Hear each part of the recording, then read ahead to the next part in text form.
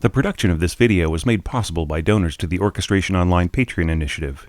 Please consider adding your support to the creation of free educational internet resources by visiting our Patreon page linked below.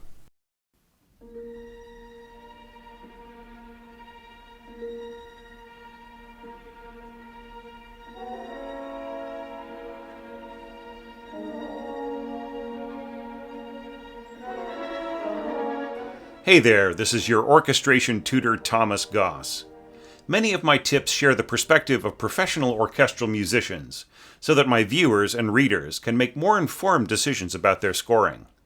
But there's one essential member of the organization who I've yet to focus on for their own sake, the Orchestra Librarian.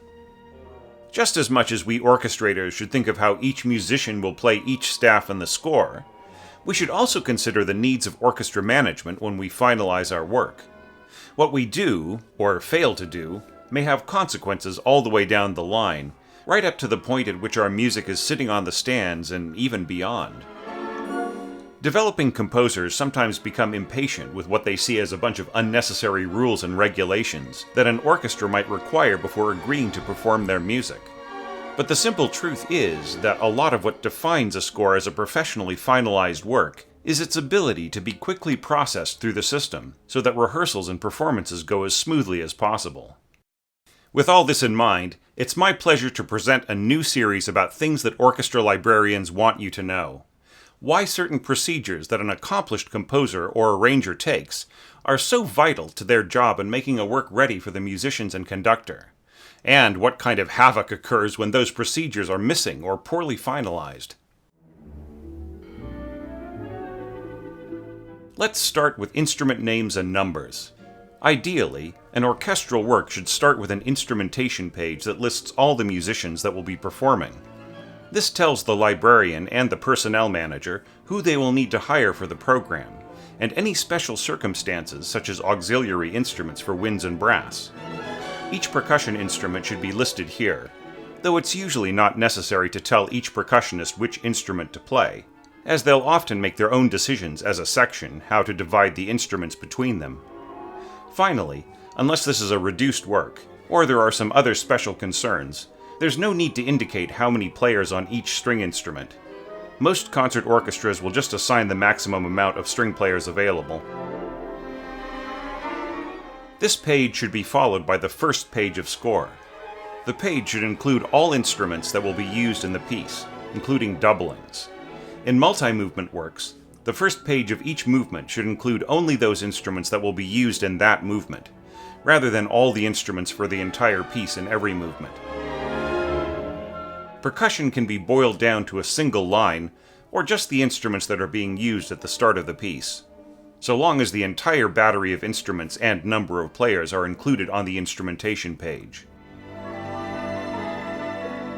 Make sure to indicate how many of each wind or brass player on each instrument, if those instruments are sharing a staff in the full score. This information gets left out in a lot of beginning orchestrators' scores, and can really mess up the process for the librarian.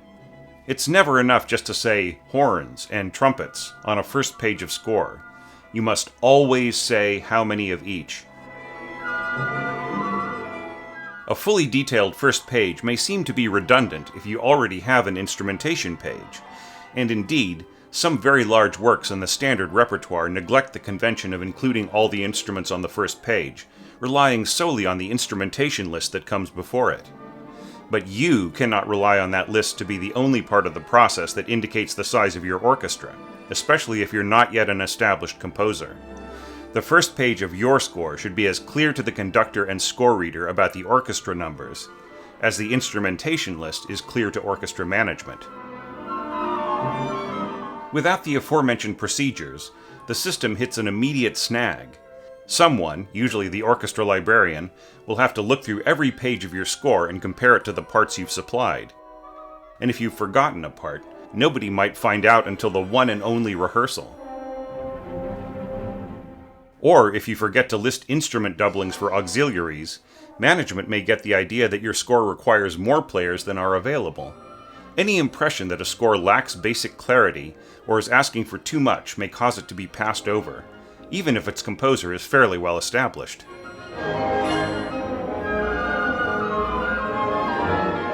Another issue that causes no end of headaches for librarians is the careless use of orchestral templates.